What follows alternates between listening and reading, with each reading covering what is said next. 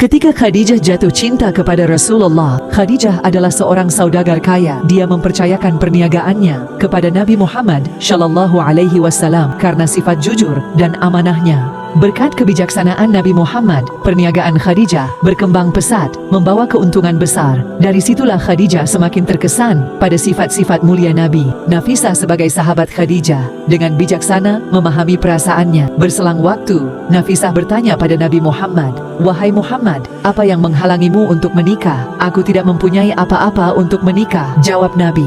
"Seandainya ada yang mau mencukupimu dan engkau diminta untuk menikahi wanita kaya, cantik dan terhormat, apakah engkau mau?" tanya Nafisah kembali. "Jika ia setuju, aku akan menerimanya," jawab Nabi.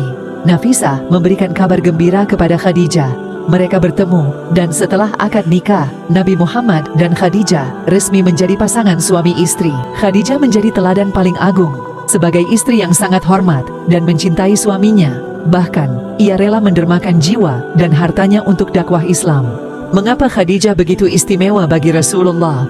Ketika Rasulullah pulang dari berdakwah, Khadijah berdiri dan menuju pintu, bergegas menyambut beliau. Kemudian Rasulullah bersabda, "Wahai Khadijah, tetaplah kamu di tempatmu." Kemudian, Rasulullah mengambil Fatimah dari gendongan istrinya dan diletakkan di tempat tidur. Rasulullah yang lelah sepulang berdakwah dan menghadapi segala caci maki serta fitnah kaum kafir, lalu berbaring di pangkuan Khadijah hingga tertidur. Khadijah membelai kepala Rasulullah dengan penuh kelembutan dan rasa sayang.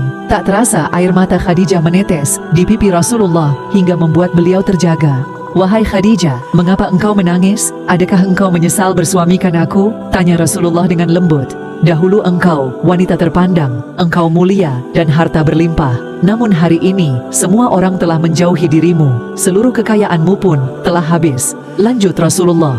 "Wahai suamiku, wahai Nabi Allah, bukan itu yang kutangiskan," jawab Khadijah. "Dahulu aku memiliki kemuliaan. Kemuliaan itu telah aku serahkan untuk Allah dan Rasul-Nya. Dahulu aku punya kehormatan dan kekayaan. Itu pun juga aku serahkan untuk Allah dan Rasul-Nya. Wahai Rasulullah, sekarang aku tak punya apa-apa lagi. Tetapi engkau masih terus memperjuangkan agama ini. Sekiranya nanti aku mati, sedangkan perjuanganmu belum selesai, sekiranya engkau hendak menyeberangi sungai dan lautan, namun engkau tidak memperoleh rakit ataupun jembatan, maka galilah lubang kuburku, ambillah tulang belulangku, jadikanlah sebagai jembatan dan perahu bagimu untuk menyeberanginya, agar engkau bisa berjumpa dengan manusia di sana dan melanjutkan dakwahmu. Ingatkan mereka tentang kebesaran Allah, ingatkan mereka kepada yang hak, ajak mereka kepada Islam. Wahai Rasulullah, yakinlah agamamu pasti menang." Tak tahan mendengar ucapan Khadijah, Rasulullah hanya menangis sambil memeluk hangat Khadijah. Inilah gelar Khadijah yang tak main-main. Khadijah adalah seorang wanita pebisnis sukses dan terhormat di Mekah. Dia mewarisi bakat ayahnya dari suku Quraisy. Perdagangannya meliput perabotan, tembikar, dan sutra. Dan 2/3 wilayah Makkah adalah milik Khadijah. Dengan kehormatan dan kebangsawanan Khadijah, hingga menolak banyak lamaran laki-laki, kebaikan hatinya membuat dirinya mau menjadi istri Nabi Muhammad. Meski saat itu, Nabi terbilang miskin dan tidak memiliki tempat tinggal. Khadijah mendapat gelar Nisa al-Alamin, pemuka perempuan dunia, karena ia telah mempersembahkan semua yang dimilikinya di jalan Allah. Dia selalu membesarkan hati, membantu, dan mendukung Rasulullah SAW. Khadijah juga mendapat gelar Ummul Mukminin, ibu dari orang-orang yang beriman, karena orang pertama membenarkan dan beriman kepada Nabi. Dia juga turut merasakan kepedihan saat berjuang di jalan Allah, menanggung siksaan, menerima perlakuan buruk, serta ditimpa kelaparan bersama Rasulullah. Gelar lainnya yaitu At-Tahira, perempuan suci. Ia tidak menjadikan perdagangan sebagai media untuk menjalin hubungan dengan laki-laki manapun.